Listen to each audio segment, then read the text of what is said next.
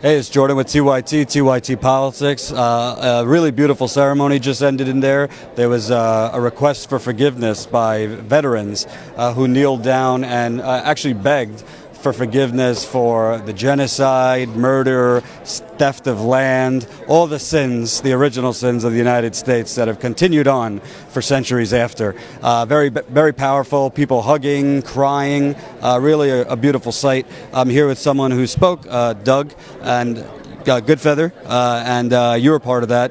Tell me about what it was like in that room, because you don't really see stuff like that happen every day.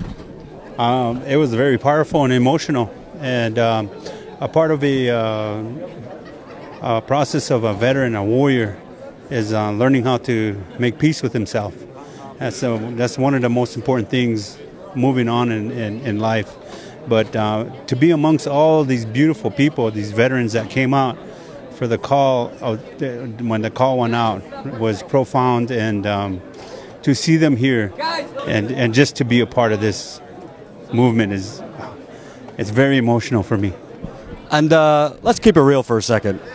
There's very rare time in life Native Americans will see white folk on the ground kneeling, begging for forgiveness. That doesn't happen. It's usually the white folk asking black people, Native Americans, you should apologize to me. You're the scum of the earth. What's it like? Not so much that they're white, but to see, all the sacrifice, all the theft, all the murder that has been perpetrated against your people. To see, in many ways, the people who perpetrated it, not specifically these people in that room, but our ancestors, to kneel down in front of you.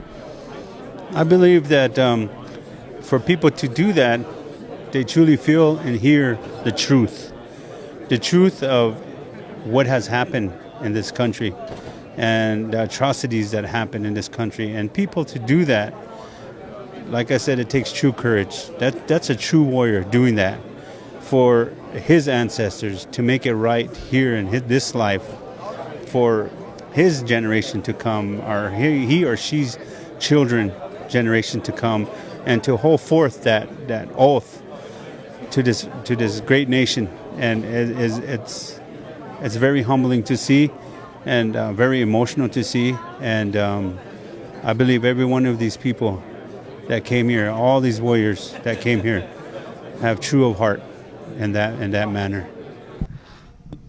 I'm Faith Spottedeagle from the Ihangtuan band of the Oceti Shakoi. And you've been a fixture here. I've seen you in my 5 times. You just have a face of a wise woman.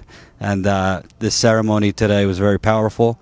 It featured veterans, water protectors, everybody trying to come together, and veterans on behalf of the nation asking Indigenous and Native Americans for forgiveness for all of our original sins. Can you talk to me about what you were feeling during that moment?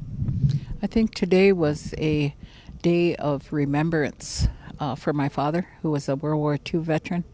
He served in the South Pacific, and through my childhood, I learned what he was carrying with his PTSD. But he did a marvelous job of healing through our traditional culture. And so I got into working with veterans through what my father experienced, and I didn't know that would come by, I suppose, divine design, because suddenly I was serving as a PTSD therapist for VA centers and working with not only Native veterans, but veterans at large and staff members in VA centers. So I feel really, protective, and I feel honored. I always feel honored every time I do a group with the veterans. But I've been doing this for 15 years, and so it was a marvelous thing for them to intersect with the Oceti Shakoi, who have, all of us in Oceti Shakoi have PTSD.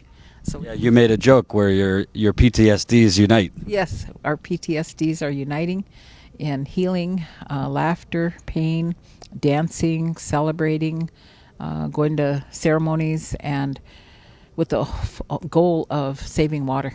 And Miniwi Choni is the water of life, so we have a joint purpose here because everybody needs water.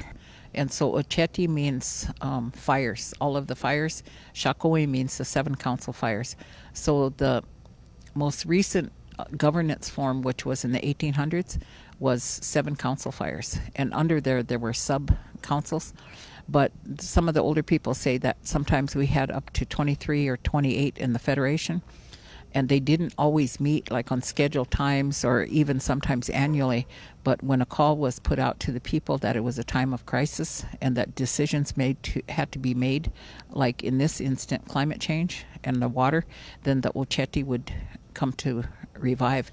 In this situation, the Ocheti is a little bit different, because when we put the call out to our people, it's like all the nations on earth responded. Before, it used to be only the 7 council fires. So I think that's an indication that there is a need for these type of gatherings to address these worldwide concerns. And the difference is, it's not a capitalistic organization. It's not neo-capitalism. And it's not the industrial complex that is calling the meeting to order. It's the grassroots people that live out on the land.